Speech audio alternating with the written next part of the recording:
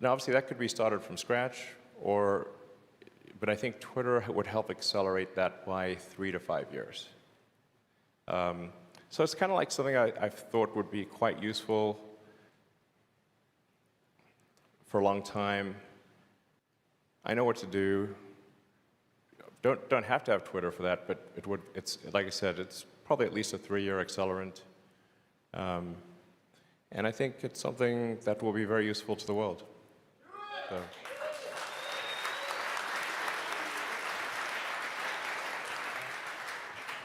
How's it going, Elon? My name's Ronnie, and with the projected release of the robo-taxi coming in the years ahead, would it be looked at as the Boring Company? Would it be used to get regulation for full self-driving, and would it be a good venue for the robo-taxi? Also, my little brother Zane says hi, owns all Tesla Hot Wheels. Okay, cool. Well, I said hi to him back. So, yeah, Boring Company is making good progress, actually. And you know, for the longest time, people, like I'd give a talk somewhere, and people say, "What are opportunities you know about?" I was like, "Tunnels," and they'd be like, "For 5 years," I said, if somebody could just do a tunneling company, we can solve traffic, and we can have also very high-speed transport between cities. Because while I'm a fan of trains, and I like high-speed trains, they do intersect you know, go through towns and neighborhoods and chop people's property in half, and they're very loud. So, but I want to be clear, I'm pro-train. Sometimes the train people, you know, I take every opportunity to go on interesting trains. So, but if you have a sort of a much simplified version of the Hyperloop, it's really just Teslas in a tunnel that's depressurized. You can go between cities super fast and without disrupting the stuff above ground. So that's kind of the vision for the Boring Company, is to make roads 3D and have sort of an arbitrary number of layers of roads. And I think you can solve essentially any traffic problem in any city if you go 3D with tunnels, so multiple layers of tunnels going from, you know, connecting the city. And you can also turn a lot of the streets into parks, because you won't need them. You won't need to have cars on the roads. You won't need parking. So I think Boring Company, I think, is capable of much more transformation than it may seem. And we actually have an operational tunnel in Vegas right now. So, yeah, if you go to Vegas, go to Resorts World, and you can hop in the tunnel and go to the convention center, and like, yeah, and you can pay in Doge. Exactly. I'm doing what I can to support Doge. So,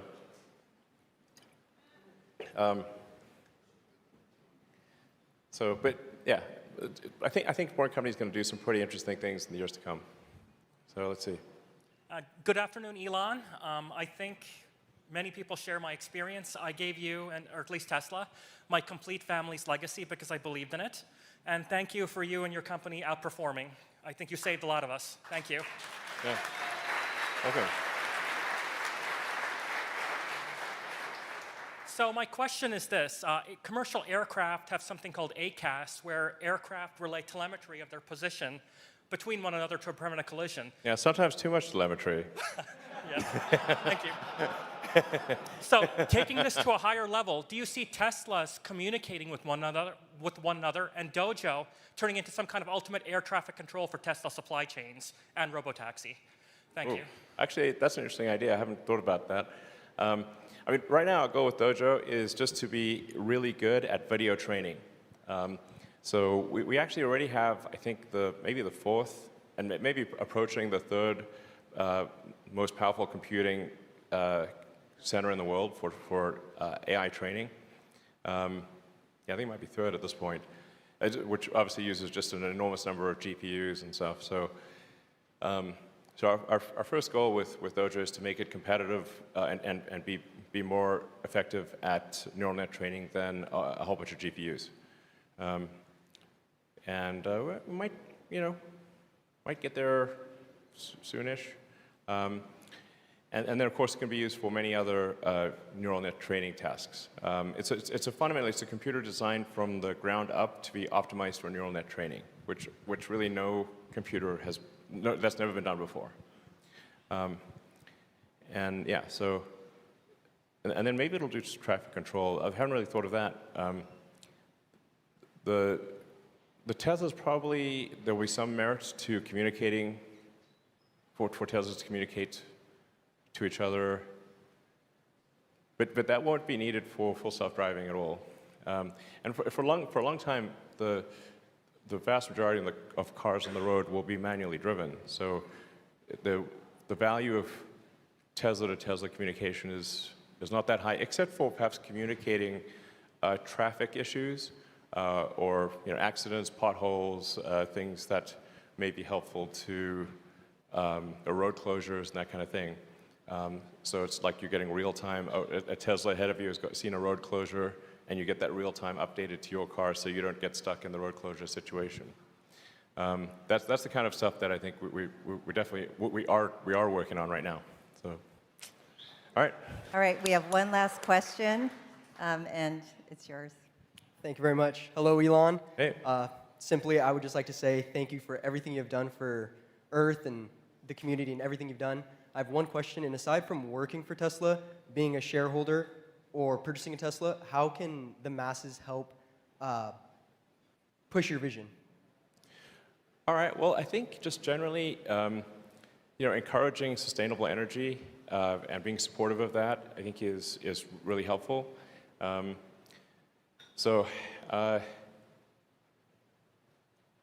I say, you're doing great so far. So, like I said, without your support, Tesla wouldn't be where it is. So it's people like yourself and everyone in this room and out there, and the 3 million people who've bought our cars, and the millions who've gotten solar, and that all really helps make the world a better place for the future. And I'd say, definitely, I'd like to sort of convey a message of optimism about the future. And if we work really hard to accelerate sustainable energy, sustainable transport, the future will be good. And I think just make sure people know that. And I'm not suggesting complacency at all. I'm literally saying if we work hard towards a sustainable future, we will achieve it. And the future was bright. So. Thank you very much. Thank you. Thank you very much. All right. All right. Thanks, guys. Thank you. Thank you.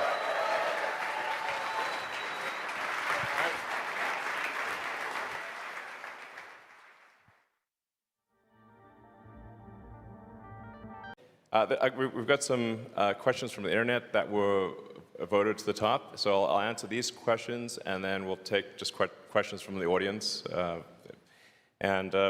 So one of the questions is, how does Tesla intend to utilize cash in the coming years? Will we increase CapEx, well, I guess you can read the question, share buybacks, dividends, or acquisitions? Well, it's interesting, Tesla has actually done very few acquisitions. Apart from the Solar City acquisition, it was the only really big acquisition we did, and then the next largest would be Tesla Groman. But Tesla's actually used a remarkably small amount of its equity to do acquisitions compared to other companies.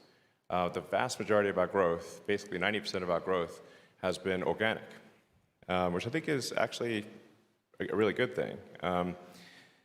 But if we do see interesting companies, we will acquire them. But it's quite rare for us to acquire a company. But we are interested in companies that are very good at manufacturing automation, software, AI,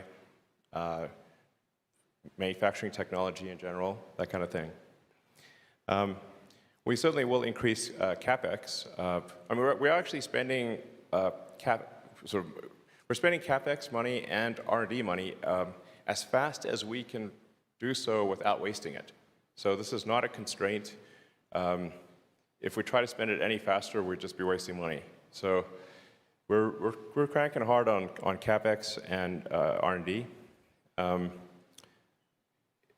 Depending on what our future cash flow looks like, I think a sort of share buyback is possible. I wouldn't want to commit to that, but well, let's just make sure that there's not some force majeure event somewhere. I think we want to make sure we have plenty of capital, and that future cash flow is looking very solid, and the world is relatively stable. And then I think share buyback is on the table. Yeah.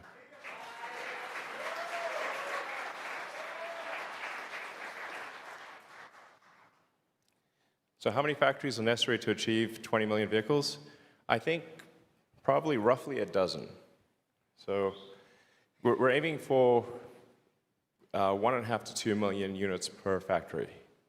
Now, our factory in California, we're just run out of room, so it's hard to get more than maybe 700 or 800,000 vehicles a year out of there. But most places will be aiming for 1.5 to 2. So a dozen sites. Although we are aiming for giant monolithic buildings.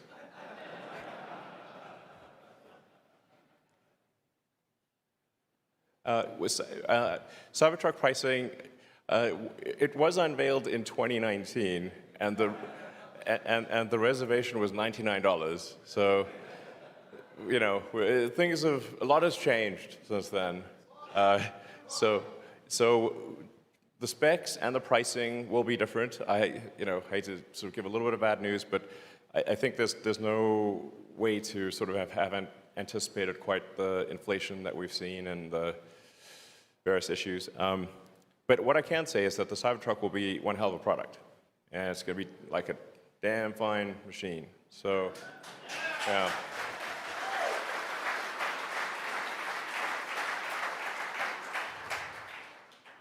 And we are tracking to be in production middle of next year from this factory. So we're going to be installing the production equipment, tooling and all, starting the next couple of months. We'll begin the installation. So aiming to be in volume production middle of next year. So.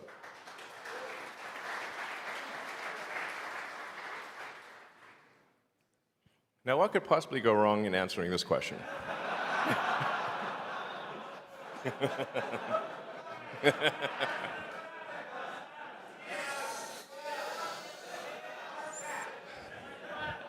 Oh, man. All right. So,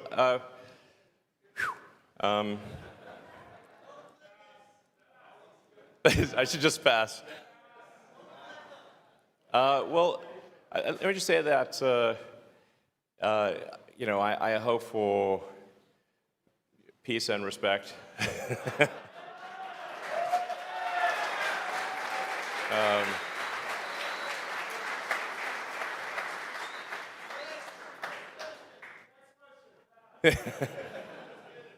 Fair enough.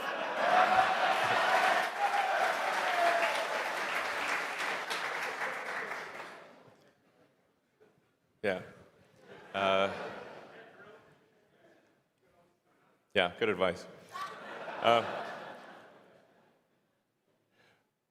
So we're deploying superchargers wherever we see the greatest need. Now, sometimes the greatest need is in some place that is extremely difficult to get permits. Like getting a permit in Malibu was nuts. Like, it was next level. That took years. So some places are hard to get permits, and some places are easier. But we are aiming to just generally, we analyze the supercharger usage every day, and we prioritize supercharger locations according to where we see the greatest need. With respect, sorry, where? Well, maybe we should do an online poll for where should we put superchargers? Yeah. Yeah, that's good. Okay, we'll do that. So, I mean, with respect to amenities with superchargers, I think we'll do a couple of just fun things. Like we're going to do a really fun supercharger location in LA. And the general vision is to have something that's like a futuristic, kind of like diner, sort of like, I don't know, Blade Runner meets Grease meets Jetsons, yeah. You know, something cool, different, but with some style, and where you can, you know, get, you know, some great food. And the one in LA, we're planning to have like these big screens at the supercharger location, and the screens will be aiming to show like the 100 greatest movie clips of all time, and so you can like, you know, have a cheeseburger and charge your car and watch some cool stuff on the screen. It'll be open to others who are not, you know, you can come to the restaurant even if you don't own a Tesla, but it'll be like a little gem, I think, there in LA. And then depending on how that goes, we might roll that out to a few other places. We will try to do interesting, fun things that are not necessarily economically sensible, but they're cool.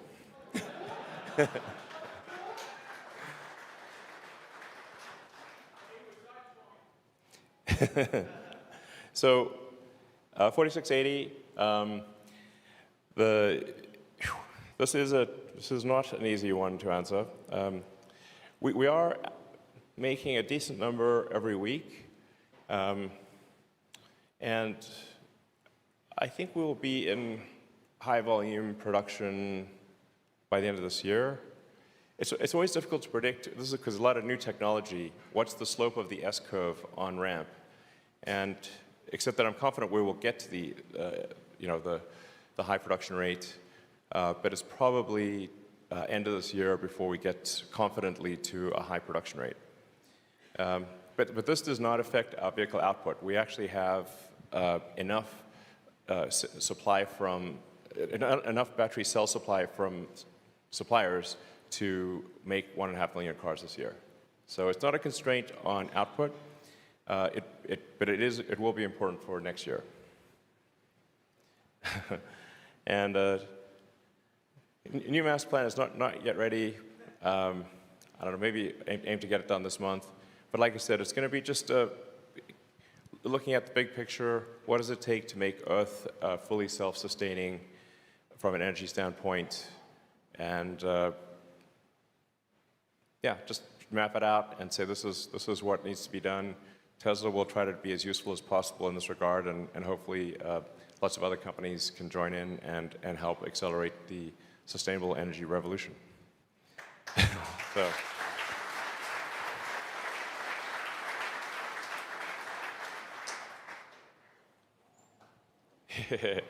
With peak inflation behind us. So the inflation question is interesting because we do get a fair bit of insight into where prices of things are going over time. Because when you're making millions of cars, you have to purchase commodities many months in advance of when they're needed. So you need to tell, because it's a very long supply chain with a tremendous amount of inertia. So we sort of have some insight into where prices are headed over time. And the interesting thing that we're seeing now is that most of our commodities, most of the things that go into a Tesla, not all, but I don't know, more than half, the prices are trending down in 6 months, 6 months from now. Now this could change, obviously, but the trend is down, which suggests that we are past peak inflation. Now, making macroeconomic prognostications is a recipe for disaster, but my guess is that we're past peak inflation, and that we will have a recession. I think it will be a relatively mild recession, sort of, but I'm just guessing here. This is total speculation. But I would guess it's a mild recession for, I don't know, 18 months or something like that. It would be my best guess right now. We don't have fundamental capital misallocations in the U.S. as we have had in the past, like leading up to 2008, where we were building primary housing units at twice the rate of household formation, which obviously doesn't make sense. And there were a lot of companies that were over-levered. The leverage or debt that companies have right now is relatively low. So, yeah, I would say probably, mild, moderate recession, maybe 18 months-ish. And I think inflation is going to drop rapidly. That's my guess. I don't know. What do you guys think? Sound about right? Okay, great. All right, cool. Yeah, the Tesla robot essentially changing the economy. Like, how can we base an economy on automation, AI? With the full self-driving that's being implemented, you're going to have a full fleet of vehicles that can drive themselves. You'll have these robots that can go and get into your vehicle and place things. Will you be moving to a rental model, or how will you base a Tesla model on selling cars whenever these cars are fully automated, can drive wherever they would like, and hopefully would be applicable to having multiple people use the vehicle instead of just one person? Yeah, so it's interesting to think about an autonomous car because, when you drive around, look at how many cars are parked. Like, they're just parking lots full of cars everywhere because cars need a driver, and so most of the time they're doing nothing. Typically a passenger car is going to be like 12 hours a week or something like that of usage. Now, if it's autonomous, maybe it can get to 50 or 60 hours of usage. Then that's sort of 4 or 5-fold improvement in the utility of a car. But the interesting thing is that the car still costs the same. So in that scenario, at least for some period of time, the effective gross margin on an autonomous car kind of boggles the mind. So in terms of how the cars will be operated, I mean, I think it would be, just you'd have the option of owning a car, using a car just occasionally when you need it, like an auto Uber or something like that. And there would be people, and then an owner of a car could decide that they want to use their car or they want to add or subtract it to the fleet.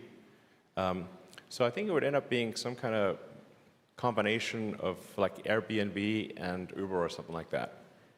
So sometimes you can go all the way from owning it to renting it sometimes, to renting it a lot, to completely renting it. But the utility of the car will just be mind-blowingly great. And then, like I said, Optimus will really bring the future to now. So,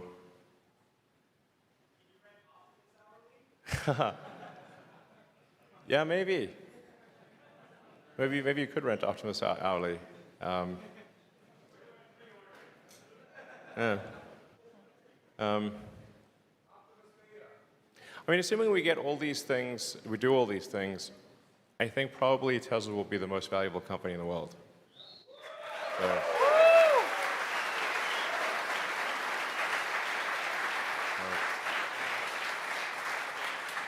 Elon, hi. We all know how the media treats you. Well. Yeah. So I don't have a question for you today. I just want to say on behalf of my 6-year-old at home, Kyler Scott, that's watching right now, who thinks you're awesome as well, thank you for making the world a better place.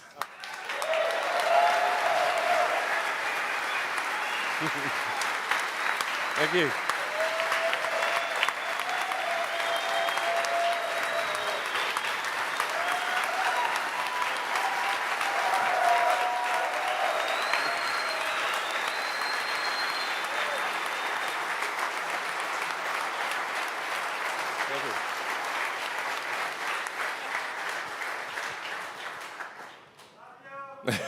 Well, love you guys too.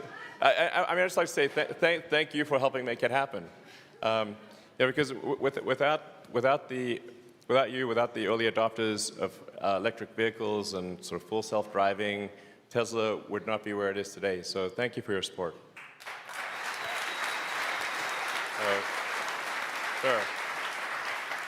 What a presentation. Thank you, Tesla team. It's an honor to be a stockholder. Elon, I brought you the final checkpoint for SpaceX, a mini moon. Maybe little X can play with it. My name is David Guajardo. I'm a former Brownsville resident. My first suggestion is to add a new steering mode option where the driver can select lazy mode and have the software accommodate between comfort, standard, and sport modes, depending on the speed the car is going. This will increase handling and safety. Second, when disengaging autopilot with the wheel, the accelerator stays on. Please fix it. Last one. Weeks ago, talking to Mr. Sam Patel at Starbase, I told him that the team should add a tab in the SpaceX website and disclose what type of skills and preparation are going to be needed from us to accomplish the greatest adventure ever in human history, going to Mars. All right, well, thanks for the suggestions. Those are good suggestions. Thank you. All right. Sure. Hi. So I do actually have a question, but one thing that I want to ask is, like, people ask you all the questions. What do you think people miss and should be excited way more about? And what do you think people are frightened way too much about and shouldn't be worried at all? Yeah, it's a good point. I think actually the questions and ideas posed by retail investors, like small retail investors, like I think many of you in the audience, are actually the most insightful. And I find it remarkable that essentially amateur, like normal everyday people actually understand Tesla better than the analysts. I mean, you must see this as like, it's like, and I mean, I think like to really say like, well, like what's the point of a company is the point of a company is to create useful products and services. A company should not exist in and of itself. It exists. It's a group of people gathered together to make products and services. And if those products and services are great, it's a valuable and useful company. And if they're not, it's not. And so really, to understand a company, you must use its products. And if you think the products are great, then the company's great. That's it. That's how it is. And so I think, ironically, a lot of the people that sort of professional analysts don't drive Teslas. So I'm like, well, okay, maybe you should. Yeah, cool. I mean, we aim to make Tesla the most amount of fun you can have in a car, So,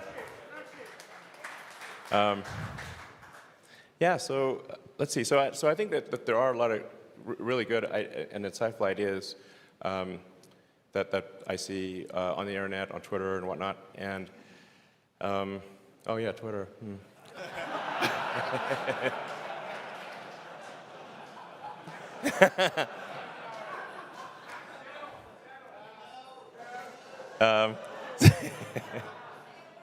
So let's see. I think sometimes people fret a bit too much about short-term things which are clearly just just bumps in the road type of thing, where there might be a supplier shortage or some shutdown in some part of the world. But really, those things are clearly just kind of one-off items and don't really matter for the long term. The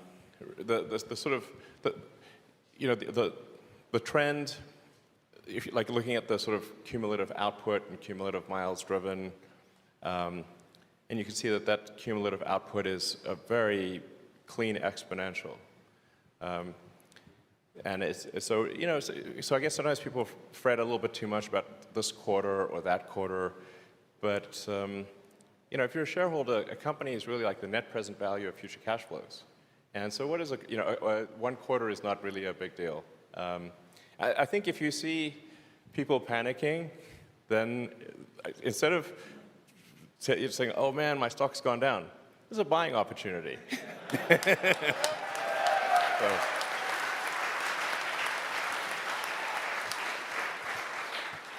Hi, Elon. Thanks for the meeting. I became a Marine because I want to help protect your future base on Mars. My friends and I are trained, and we support the mission. Would you be open to this idea? Yeah, Space Marines, absolutely. Yeah.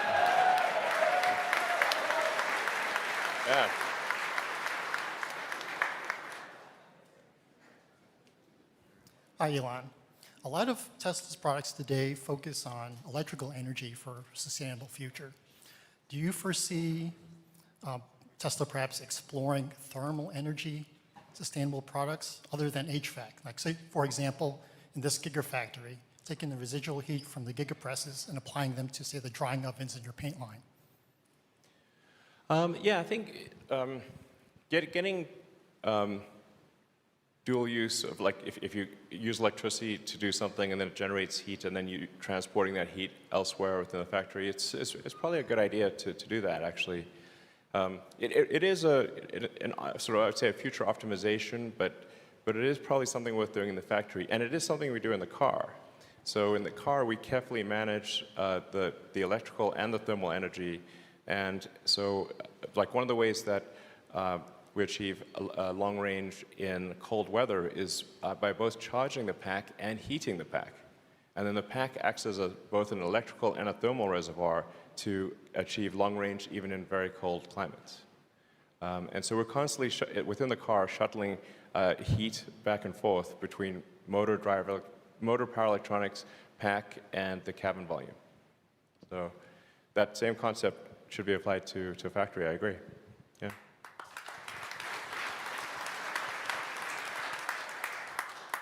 Elon, what's up, man? My name is Justin. Some know me as SMD Capital on Twitter. I had the #1 voted question last earnings about scaling to extreme size. I have another big question I think a lot of people would want to know. In regards to when would Tesla launch their first pilot city for the Tesla network, the robotaxi business?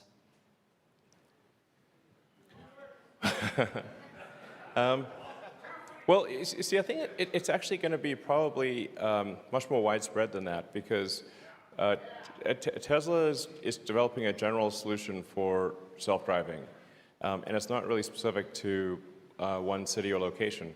Now, there's different regulatory requirements in various cities and states, so some locations will offer regulatory approval sooner than others, but we are aiming for a general solution. In fact, if you created a sort of a randomly generated alternate Earth, our system would still work. Like literally, like you had some sort of computer-generated Earth that obeyed roughly the same rules as current Earth.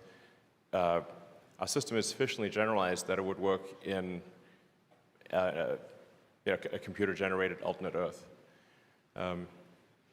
So, yeah. So anyway, so.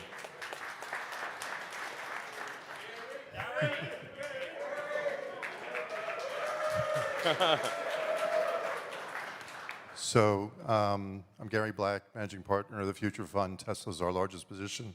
Probably the thing we worry about most, it's not PR, but it's succession. So, key man, how does the board think about your succession, and especially when you have, a judge is going to decide in a couple months whether or not you have to take over Twitter? How would you split your time?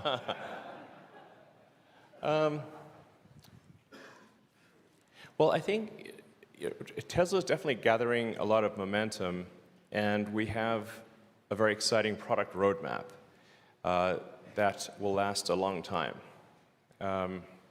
So now, obviously, execution against that roadmap is difficult because these are not simple products. They're not copies of what anyone else is doing. They're new things. But I intend to stay with Tesla as long as I can be useful. I can be most useful, I think, on the product design and manufacturing. So basically factory design, product design, and sort of manufacturing optimization. So, and we do have a very talented team here. So I think Tesla, would continue to do very well even if I was kidnapped by aliens. or went back to my home planet, maybe.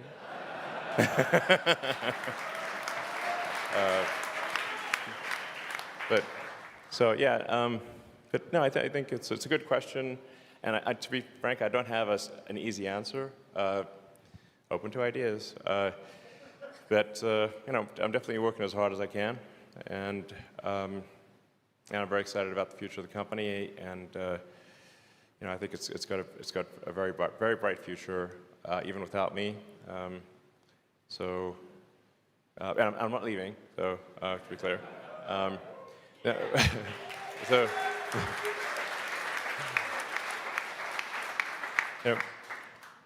I obviously have to be a little careful about what I say about Twitter, because there's this lawsuit and stuff. So sometimes people get bent out of shape. But I do use Twitter a lot, so it's not like I'm randomly going around wanting to acquire companies or something. I'm not like a hedge fund. I'm not a hedge fund or a private equity firm or something. So, in fact, the only two publicly traded securities I own are Tesla and Twitter. That's it. So, and I think in the case of Twitter, since I use it a lot, shoot myself in the foot a lot, dig my grave, etc. But I think I do understand the product quite well, so I think I've got a good sense of where to point the engineering team at Twitter to make it radically better. I do sort of have a grander vision for what I thought X.com or X Corporation could have been back in the day.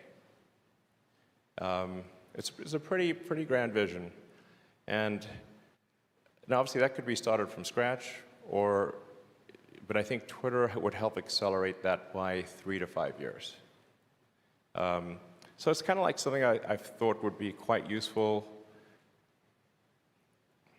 for a long time. I know what to do. Don't have to have Twitter for that, but it's like I said, it's probably at least a 3-year accelerant. And I think it's something that will be very useful to the world. So.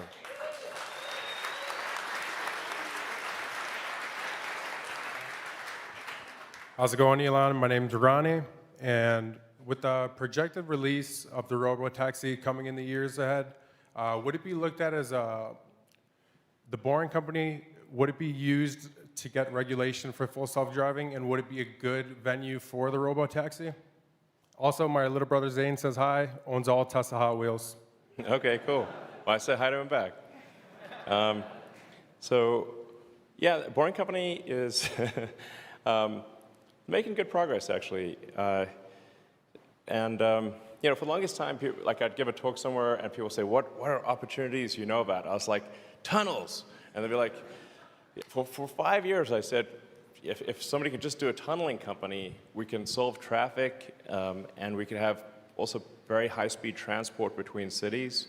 Because while I'm a fan of trains, and I like high-speed trains, they do intersect go through towns and neighborhoods and chop people's property in half, and they're very loud.